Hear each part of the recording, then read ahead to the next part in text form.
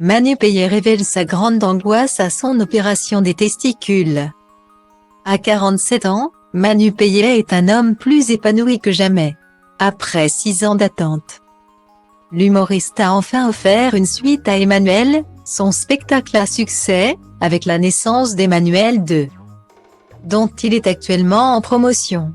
En décembre dernier, alors qu'il était invité sur le plateau de Quotidien, Manu Payet s'était épanché sur l'opération des testicules qu'il avait subie dans son enfance. Sans tabou. C'est une sorte d'expropriation, pour que ça me serve plus tard. J'ai constaté que l'opération a réussi en 2017, quand j'ai eu mon premier enfant, avait-il déclaré. Puis d'évoquer le spécialiste qui l'avait opéré, j'ai pensé à ce chirurgien. Ça se trouve le gars est mort, mais je peux donner la vie grâce à lui. Après sa rupture avec Géraldine Nakache, Manu Payet avait fait la rencontre d'une certaine Pauline, une assistante de production avec qui il a accueilli son premier enfant, une petite Lydie dont il est très fier.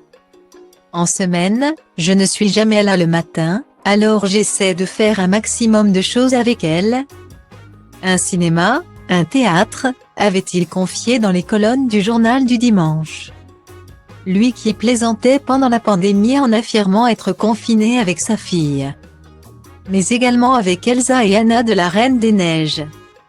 À l'âge de 6 ans, Manu Payet avait atterri en France depuis l'île de la Réunion où il vivait avec ses parents, pour se faire opérer des testicules à l'hôpital Saint-Vincent-de-Paul, dans le 14e arrondissement de Paris.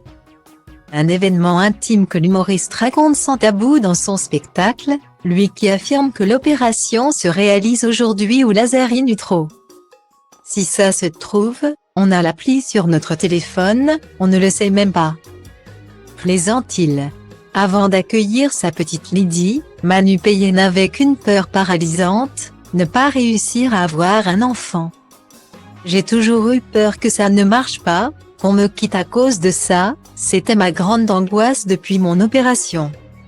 Je me souviens très bien du jour où on m'a appelé pour me donner les résultats, j'étais dans ma voiture. Rue de la Paix, j'ai pleuré, a-t-il expliqué aux Parisiens. Des confidences très touchantes. Că bai ploaie vânt niciun curcubeu, dar ci că toate astea-s doar în capul meu. Și zice du-te, nu mai sta, tu chiar nu vezi cât ai întârziat deja. Aruncă-ți toate visele într-o geantă și pleacă. Grăbește-te că trenul ăsta nu așteaptă. Dar eu știu deja că vreau cu totul altceva. Închide ochii, îți poți imagina că lumea e a ta și în plus poți să sari sus, sus, sus.